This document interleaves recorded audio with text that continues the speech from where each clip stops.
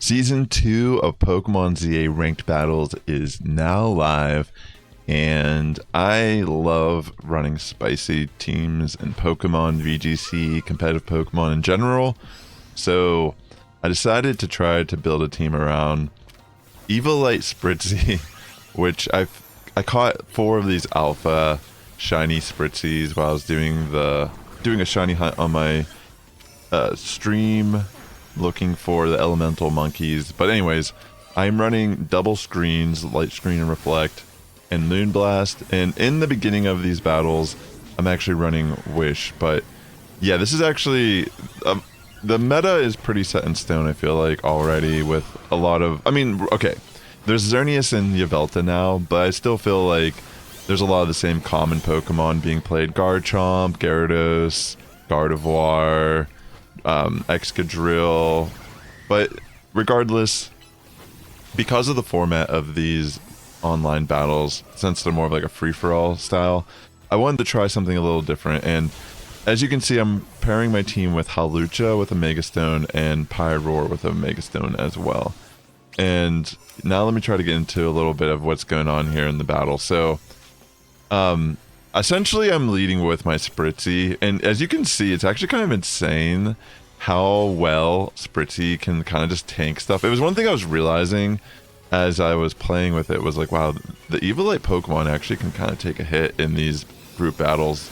But yeah, for the most part, I actually end up switching from Wish and putting on Nasty Plot just to give a little bit more boost. I know against a Steel type, I'm not going to have the best matchup, but I am actually running Pyroar and Hawlucha for the coverage against the Steel types, because I'm actually running not just Flying Press on Hawlucha, but Dig as well.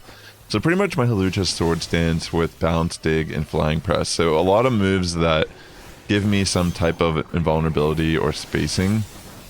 And I find it to be pretty good at picking off like single target, like KOs, like right here. I was about to get the Excadrill, but the trainer just switched to Salamence as my Dig was about to connect, so that was really clutch on their end. But yeah, for the most part, this team definitely will struggle with a lot of the, I mean, let's just be real, like Ground and Steel are really popular in this format currently. I mean, anything that has Earthquake is gonna go boom in this format. And I don't know, look at that, like Spritzee was able to tank that move from Metagross. That's just amazing. And yeah, that was one thing I realized is usually in Pokemon, you don't want to run a Pokemon on your team that has all support moves. Originally, that's what I was trying to do with Spritzee, was Wish, Protect, and I was like, I'll just use it to kind of like set up and support my team. But I think the way this,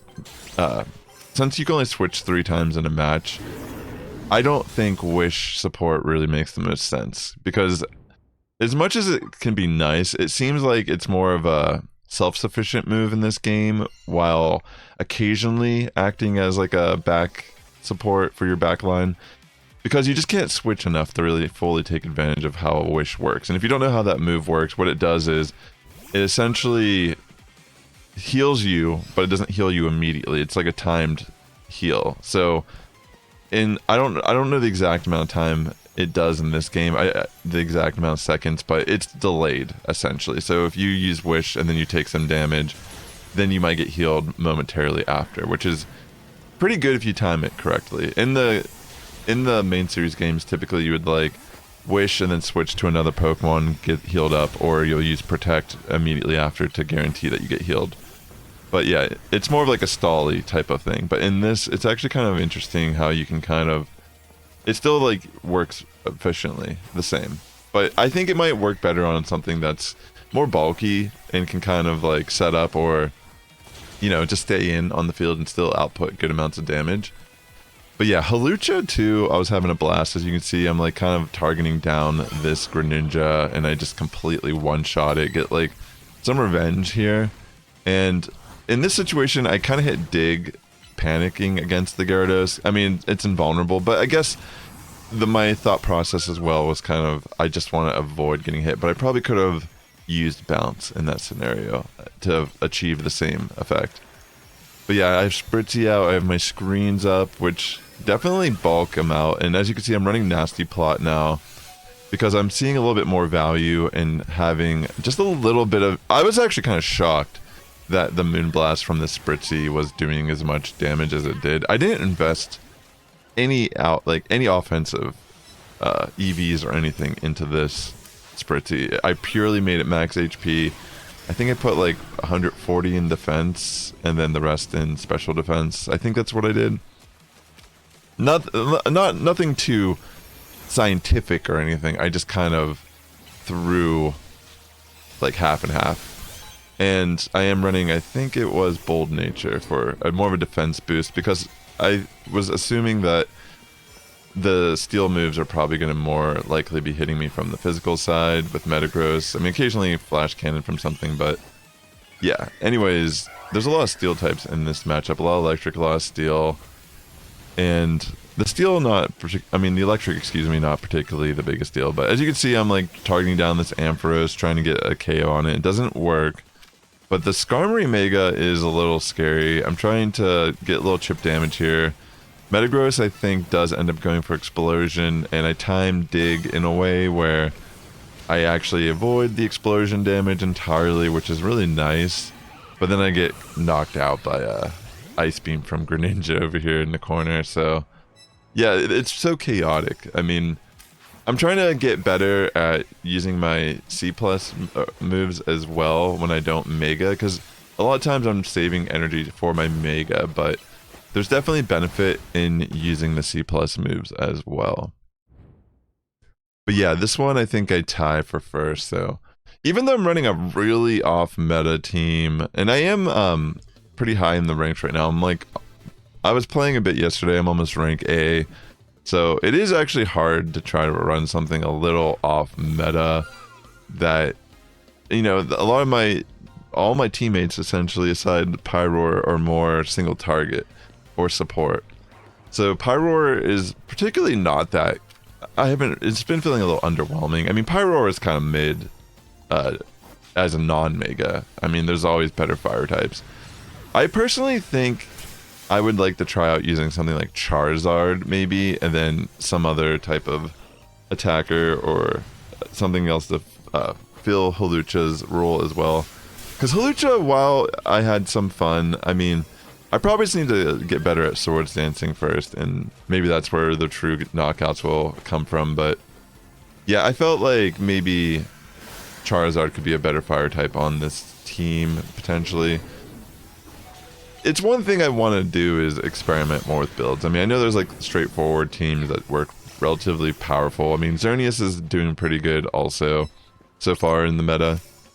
But yeah, like I was saying at the beginning of the video, I'm more of a Spice Lord, and I feel like the way these ranked battles are, you really can't not hit rank A based on what I can tell, as long as you just play enough. So I find it to have a little bit more creativity and fun with it, but since they're a little more non-direct as well, like I feel like because it is a 4 free-for-all, there's a little bit more availability to play off meta and spicier picks, because like as you can see, I'm using Spritzee. I don't think it's interesting. It almost feels like no one targets Spritzee when they see it on the field. It's almost as if they don't see it as a threat, and then I can kind of just like do my thing. So I don't know. Surprisingly, I guess the one thing that I took away from experimenting with this team, and maybe you can as well, is that, I mean, look at this Hippo, by the way. Hippo actually goes hard. This kind of like plays upon the point I'm about to make. Non-Mega Pokemon are actually worth using. It's a little overkill to have multiple Megas. It's almost maybe more viable to actually have one Mega Pokemon dedicated on your team that you will constantly Mega, and then put on different items on your other Pokemon. Maybe some sort of berry to resist a super effective common move that will be hit by, like ground or steel or whatever. Or maybe even put on a different item overall. Like I'm fairly confident that Hippo is probably running Expert Belt, which, if you don't know what that item does, it just gives you a super effective, like I think 30% damage bonus to any super effective moves that you use on your opponent. So that's like essentially just like a nice little output bonus of damage. But yeah, ultimately, I mean, for a while now, once I realized Eviolite was in the game, I wanted to experiment with it, and this just opened up my eyes how there's probably going to be a lot of things we haven't even experimented or seen yet in this game that could work in the battle. So if you enjoyed this video, this is the first one I've done of this kind. It would mean a lot to me if you show me in the comments or like it, let me know, and I'll probably try to put out more videos on this channel. And with that being said, ladies and gentlemen, the Sass Squad is getting stronger each and every day. Have a good morning, evening, afternoon, wherever you're tuning in, and I'll catch you in the next one.